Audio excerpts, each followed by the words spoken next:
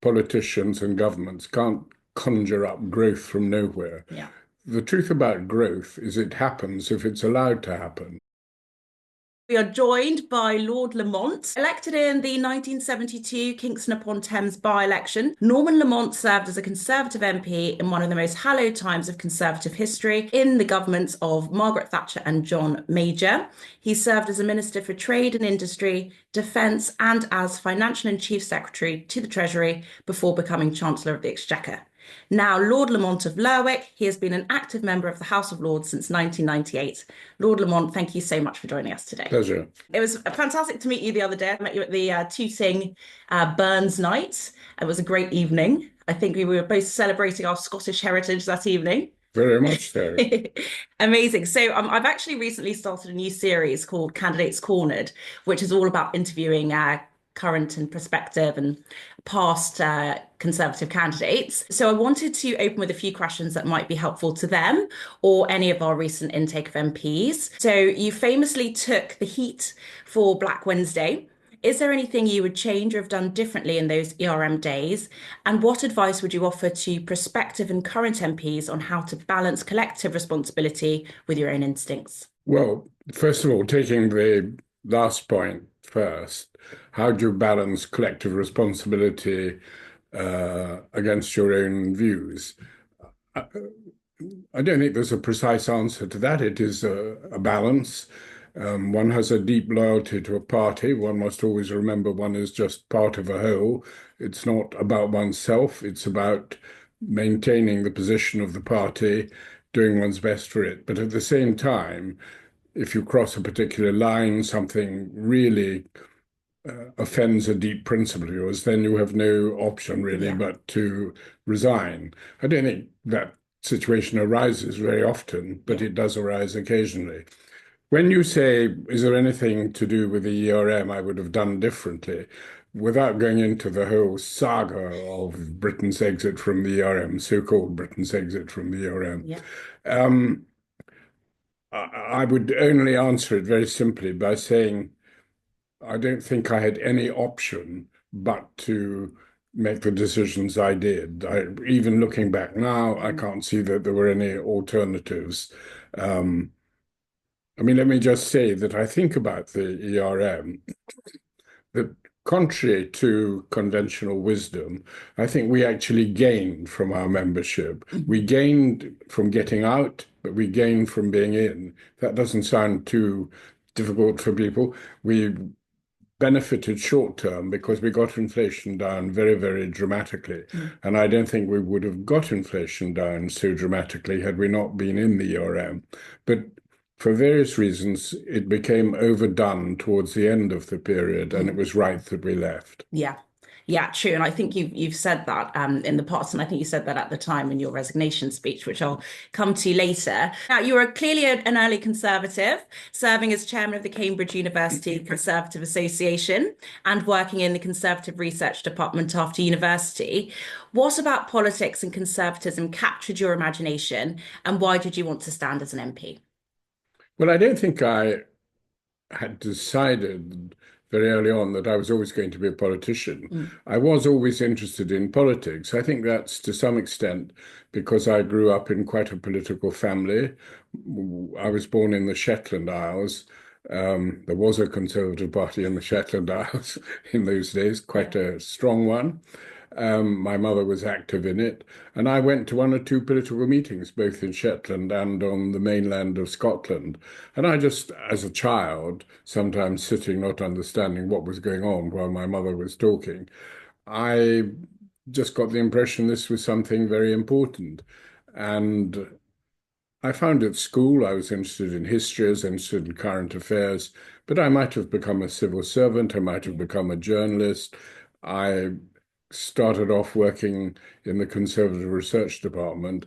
And I think that, and also being at Cambridge, where I was up as a student at Cambridge at a time when there were a lot of other people very interested in conservative politics. So I think we all encouraged each other. Yeah, just being inspired by your peers and the kind of moment in time. That's really interesting. So, as well as Chancellor of the Exchequer, you also served as a Minister for Trade and Industry. And at ModCons, we often talk about the squeeze the Reeves budget has had on business, with companies like Sainsbury's cutting 3,000 jobs and the Bank of England downgrading the 2025 growth forecast from 1.5% to 0.75%. As Conservatives, we know that you can't simply speak or regulate growth into existence, but with 3 to 4 years out from an election, what can actually be done? Are trade deals the only hope for growth? And what is your advice to shadow ministers and business owners in the meantime? Well, I think it is important, the first point you made, that politicians and governments can't conjure up growth from nowhere. Yeah. The truth about growth is it happens if it's allowed to happen. Now, Labour have taken a lot of measures that stop growth, but growth will happen. It's the natural psychology of human beings to want to do better each year, to make two blades of grass grew where one grew before. Yeah. That's the natural. So growth is actually the natural state of an economy, but there are times when it pauses, times when it's flat, times when it even goes backwards. And this is very much due to innovation and invention. There was a famous economist called Kondratiev who thought all economic growth could be explained by what he called Kondratiev wave, or people have subsequently called Kondratiev waves. That is to say, you get something like the invention of railways, and that spurs a huge amount of investment and change in society.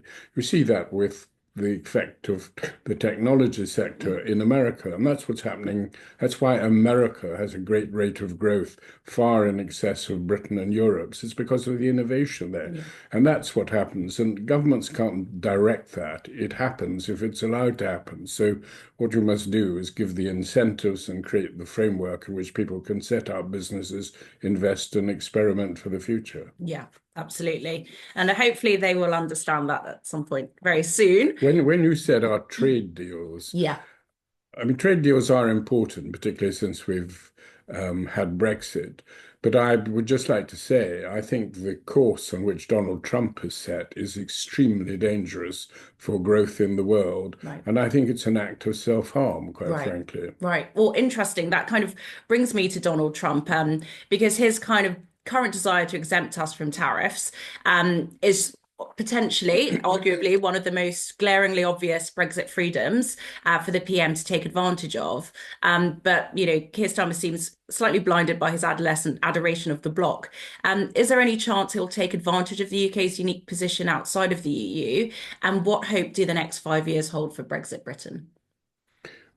Well, it's impossible to see into the mind of Donald Trump. Yeah. At least it is for me.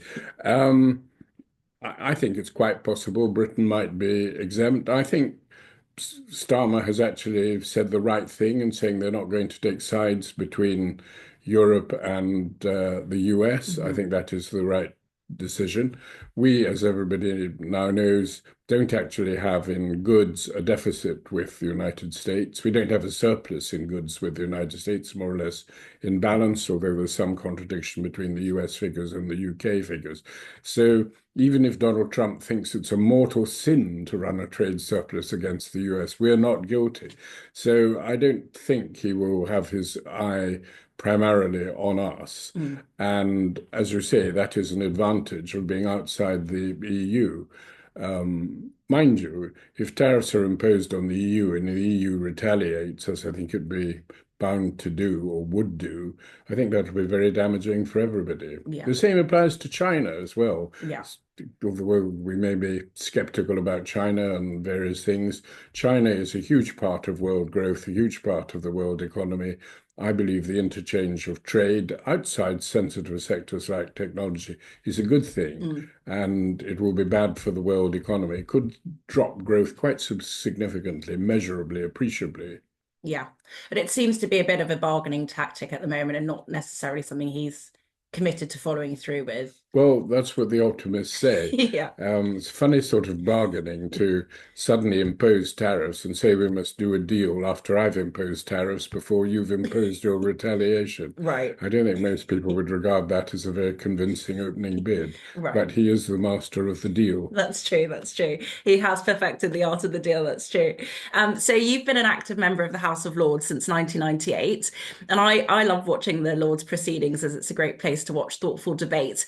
And the saving grace of, I personally think, this appalling Labour government is the scrutiny of the Lords, which thankfully Keir Starmer has postponed abolishing. The appointment of young peers like Baroness Owen was met with ridicule by many in the media, but her, Baroness Owen. yes, Charlotte Owen, yeah.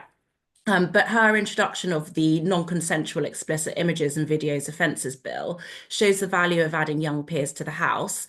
Updates like this, I believe, are more valuable than replacing the Lords and their collective expertise with an elected second chamber. What are your thoughts on reform of the Lords? Well, first of all, I want to agree with what you said about Charlotte Owen. I think a lot of people were unfairly critical of her, quite outrageously so, when she was appointed to the Lords, and she's proven her worth very, very well indeed, and I congratulate her. I think I've occupied almost every position on House of Lords reform in my lifetime. I keep changing. I remember as a young man being in favour of the hereditary principle, which I don't think is appropriate in the modern world. Although I deplore the way in which Starmer is just getting rid of the remaining hereditaries, which I think is going to rob the House of Lords of some of its best people. The reason the House of Lords is as it is because people can never agree on an alternative. And so what's happened has just evolved like Topsy.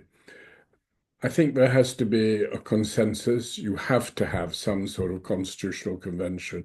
You have to try and get agreement between the parties. It's no use just having this piecemeal change. It's no use imposing something that other political parties are opposed to. Yeah. So I think there has to be an attempt to actually reach bipartisan agreement. That, unfortunately, has been tried in the past. And then, of course, individual members of parliament have risen up and made it impossible. Right. Yeah. So goodness knows where the House of Lords will be in a decade. Yeah. Well, I guess because every party has their own preference for what the Lords can achieve, and you have, obviously at the moment, Labour are in a minority in the Lords, so it's in their advantage to kind of push more people into the Lords, which they seem to be doing.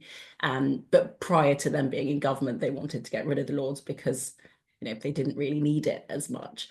So I guess trying to have that consensus is always going to be hard because every party is going to kind of politicize the Yeah, I Lords. think there is a sort of gut instinct of the Labour Party that quite a lot of them would like a unicameral system of government. I think that is dangerous. I don't know why Labour people think that in particular, but I think it's a good idea to have a second chamber, however it is elected, nominated, or whatever. It's a good thing because legislation can be revised. I think one of the most deplorable things that's happened in my lifetime is the House of Commons is scrutinizing legislation less and less, and more things are subject to a guillotine. It's actually quite shocking. Yeah. Well, yeah, you can see that with the assisted dying bill and people having, what, 2 minutes to speak on it.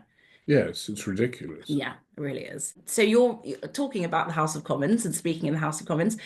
Your resignation speech is one of my favourites for its subtle shade, but also I was struck by your frankness and openness in explaining decision making, for example, around leaving the ERM. Do you think parliamentarians have become too reticent in being open with the public? Labour ministers seem to kind of balk at any challenge from the opposition and seem to take extreme offence to any scrutiny. Do you think this is why the public have lost faith in mainstream politics? Well, one thing I do notice on television is that, I mean, I hate to say this, but I think politicians do dodge questions in a terribly obvious way Yeah. and keep repeating phrases that they've obviously been told they must say. Yeah. And I suppose there was always an element of this, but it's become terribly noticeable, and Yeah. I think it's extremely annoying. And I think this is the case, but in the Thatcher government, if we were asked a question and we didn't know the answer, we thought there's something wrong here. We ought to know the answer, Right. and there ought to be an answer to every question. Yeah. And I think that's one of the things people love about Margaret Thatcher, or the people that do love about her, is that she was very frank, very direct, and she did just answer the question she was asked. So hopefully we can get back to that. We live in hope. So in said speech, you criticised the Conservative government at the time for being too concerned with the polls, reacting to and not shaping events, with far too many decisions made for 36 hours publicity and giving the impression we are in office but not in power.